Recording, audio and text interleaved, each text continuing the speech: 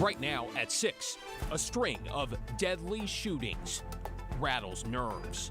Usually every day I feel unsafe, but now more than ever because of the shooting. Plus, billions in extra money on hand. It's almost 3 times the surplus from the previous biennium.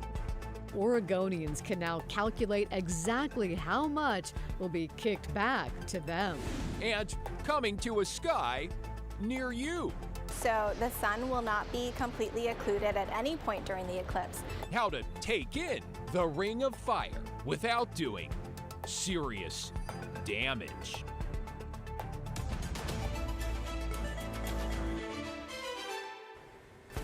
Thanks for joining us. I'm David Molko. And I'm Laurel Porter. We begin here at 6 o'clock with that sudden surge in gun violence in and around Portland. 3 separate shootings over the weekend that left 3 people dead. Let's get right to Blair Best in the newsroom. Blair, at least one of these was in an area where police recently upped patrols. What are you learning? Well, David, just after 9 o'clock Sunday night, Portland police say a man was shot and killed on the corner of Southwest 5th in Washington. No one has been arrested, and it's unclear what led up to it. Now, since April, the police have been targeting that area, both on foot and on bikes, in response to a slew of overdoses and drug deals there. But people still feel unsafe. There isn't a day that goes by when Rex isn't watching his back. Usually every day I feel unsafe, but now more than ever because of the shooting. He works the register at Pete's Market, a convenience store and hangout for drug users on the corner of Southwest 4th in Washington. It's pretty scary. Just after 9 o'clock Sunday night, 1 block away from the market on Southwest 5th, Portland police say a man was shot and killed. No one has been arrested, and it's unclear what led up to the shooting. Just it could have been me, you know, it's so close and so random and so prevalent. It happens all the time, all the time. It's like almost a daily thing. Almost a daily thing where I hear one of my friends got shot or somebody I know got shot or somebody we know got shot. It's ridiculous. Chico lived on the streets for 10 years. I heard and I seen a lot, you know. Back in April, Portland Mayor Ted Wheeler ordered the police to patrol these blocks on foot in response to a spike in overdoses and drug deals.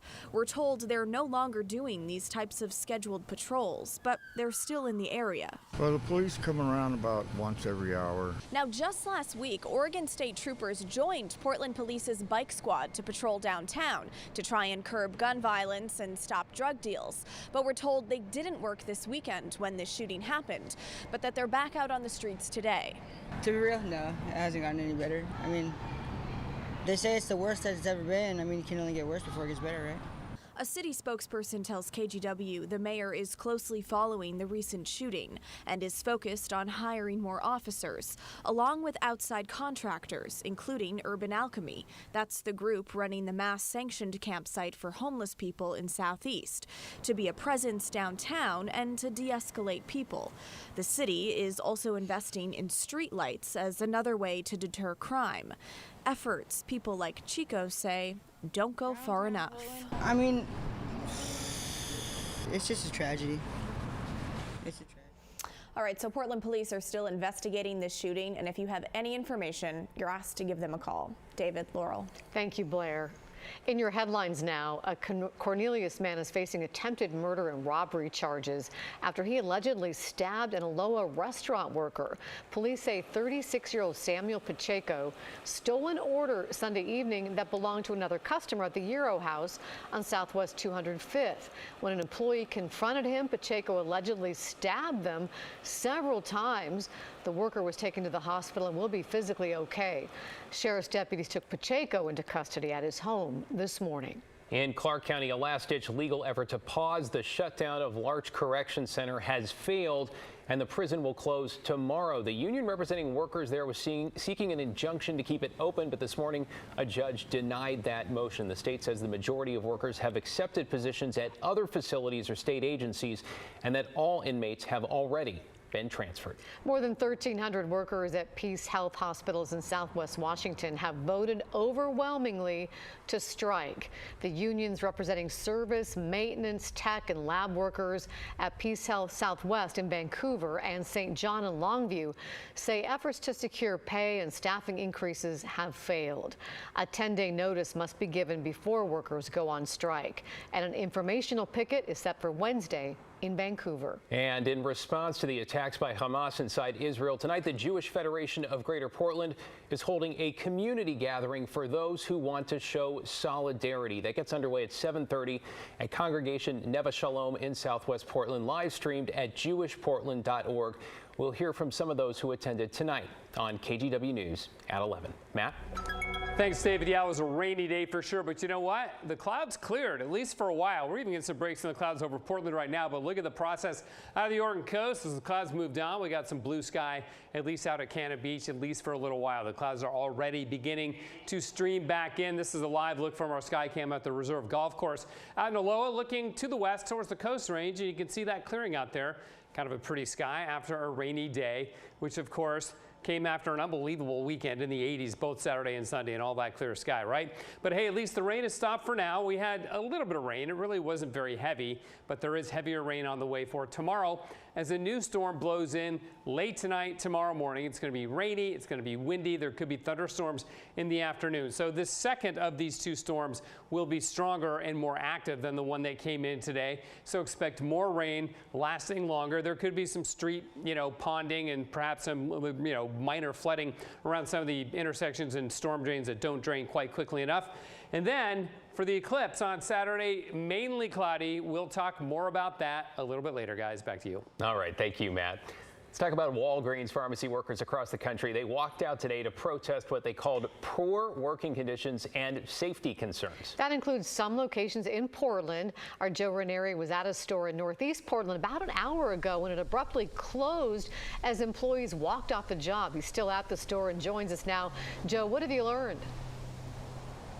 Well, I don't know what to make of this, David and Laurel. We were out here all day long. We got here about 2 o'clock this afternoon. The store was open except the pharmacy inside. You can see the hours are posted 8 a.m. to 10 p.m. Well, right between 4:30 and 5 is when this store shut down. You can kind of see why. They posted a sloppy handwritten sign that says closed for the walkout. Now, the national walkout stems from workers saying they're upset about working conditions and not having enough staff to help out, especially during this time of year when a lot of people are coming through here for flu shots and COVID-19 shots. Well, we found close to a half a dozen different Walgreens pharmacies in the metro area that were temporarily closed today.